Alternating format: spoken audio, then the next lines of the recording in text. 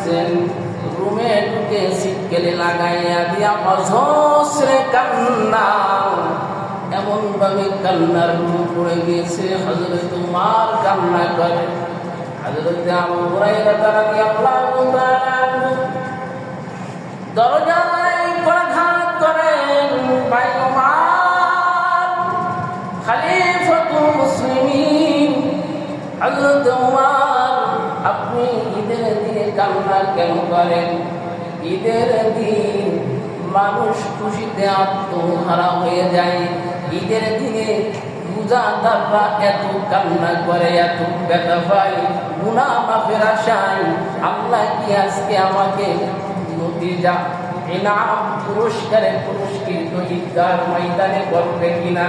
এরা তো এই টেনশন, এই আশা নিয়ে তারা ঈদগার ময়দানে যান না।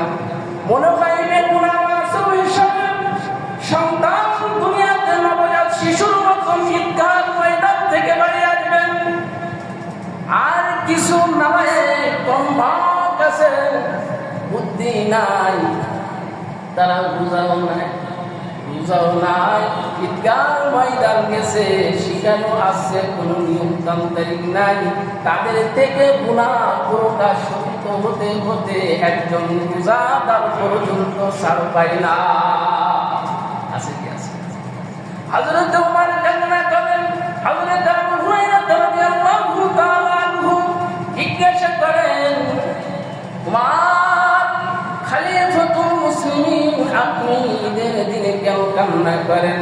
ইয়া রাসূলুল্লাহ, ইয়া হাবিবাল্লাহ, পয়গম্বর বলেছেন, মুত্তাফাকুন আলাইহি, বুখারী এবং মুসলিমের ভিতরে আছে, আল্লাহর পয়গম্বর বলেন, লিসাইমি ফারহাতান ফারহাতুন ইনদা ফিতরিহি, আল্লাহর পয়গম্বর বলেন ঈদের দিনে দুইটা খুশি।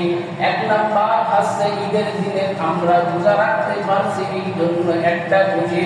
দুই নম্বর হচ্ছে ঈদের দিনের খুশি, যে ঈদের দিনে আল্লাহ সুবহানাহু ওয়া তাআলা আমাদেরকে, আল্লাহর বান্দাদেরকে মাফ করে দেয়। সাহাবা আজমাইনদেরকে